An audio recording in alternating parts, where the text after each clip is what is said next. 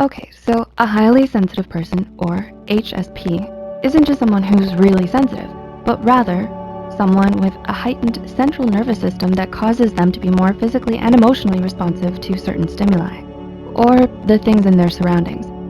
HSPs are attentive, empathetic, and creative. However, just like anyone else, HSPs also have some negative traits as well. Keep in mind that this video serves as a general guidance purely for educational purposes and is not to be taken as a substitute for professional advice or assistance or as an attack on your character. But with that said, here are some of the more negative traits of highly sensitive people. Number 1, HSPs are critical. Being so in tune with their thoughts and feelings makes HSPs pensive, deep thinkers, but it can also cause them to be or seem critical towards others and even towards themselves. Generally, being critical isn't something HSPs purposefully or intentionally do. Because of their constant pondering and deep processing of information, they easily form different ideas and opinions in their head, which they might choose to voice in response to someone else's different ideas or opinions. As for criticism aimed at themselves, through all the time HSPs spend reflecting and replaying memories in their heads, it can be very easy for them to criticize themselves for mistakes they've made or past actions they now regret. Doing so can involve negative self-talk and berating thoughts like, I should have done this instead, or how stupid of me to do that. Number 2, HSPs can be moody. One of the most noticeable qualities that HSPs have is their ability to feel emotions on a deeper level than most. While a non-HSP might not get too giddy over seeing a butterfly, an HSP might find themselves in awe because its color is unique, or feel nostalgic because it reminds them of ones they used to see a lot during their childhood.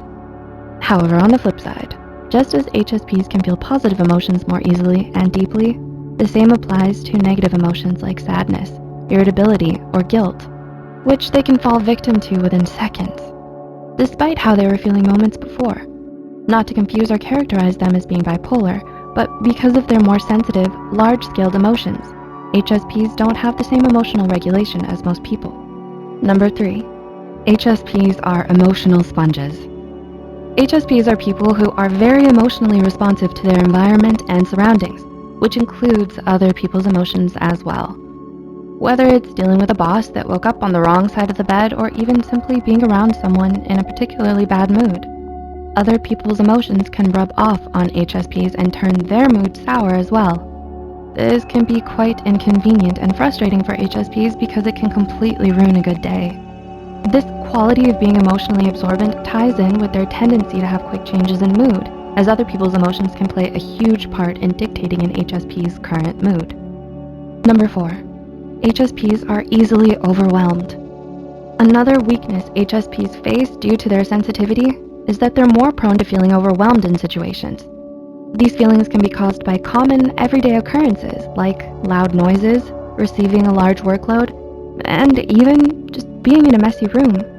Small stimuli like this can set off receptors in an HSP's brain and become triggers for their stress, making them feel mentally and even physically drained. Signs of becoming overwhelmed include a loss of concentration, panic, a short temper, and headaches. Feeling overwhelmed isn't always a storm that's quick to pass for an HSP, and it can become a bigger problem when it disrupts productivity at school or work. As a result, this change in pace for an HSP can lead to feelings of inadequacy and guilt for not being able to focus or function as well as they want to, and can even lead to burnout. Number 5, HSPs can have difficulty setting boundaries. Setting boundaries in any relationship is a must, whether it's our friendships or our romantic partner. Boundaries allow us to draw the line between what actions we are and aren't comfortable with from other people. However, for HSPs, some may have difficulty setting and maintaining boundaries. This is because HSPs are considerate, but sometimes too much for their own good. They're wary of other people's emotions and are the type of people that wouldn't want to put others in uncomfortable situations or hurt them by speaking up about certain actions they do. As a result, they may choose to sweep these actions under the rug and avoid confronting other people's behavior in order to keep the peace. Keeping quiet about these problems can result in tension within the relationship, an HSP being taken advantage of, and can lead to future arguments in the relationship if their current concerns eventually evolve into bigger problems. And number 6, HSPs can be insecure over their sensitivity. We all know what it's like to be insecure. Insecurity is a common human experience that HSPs can also fall victim to, particularly over how they are as a person and over their quality of being more sensitive. In short, HSPs can struggle with insecurity for being a highly sensitive person. This might be because they've experienced humiliation or being questioned for why they are the way they are, especially if they showed signs of sensitivity when they were younger.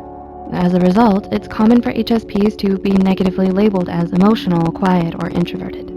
Being questioned or criticized for their sensitivity can make it seem like a flaw in character, and this can manifest into an HSP's insecurity or feeling like they don't belong, which can impact their self-esteem and follow them as they grow older.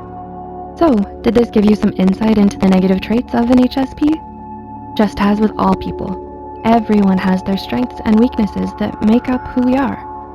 For HSPs, their sensitivity and attentiveness can be viewed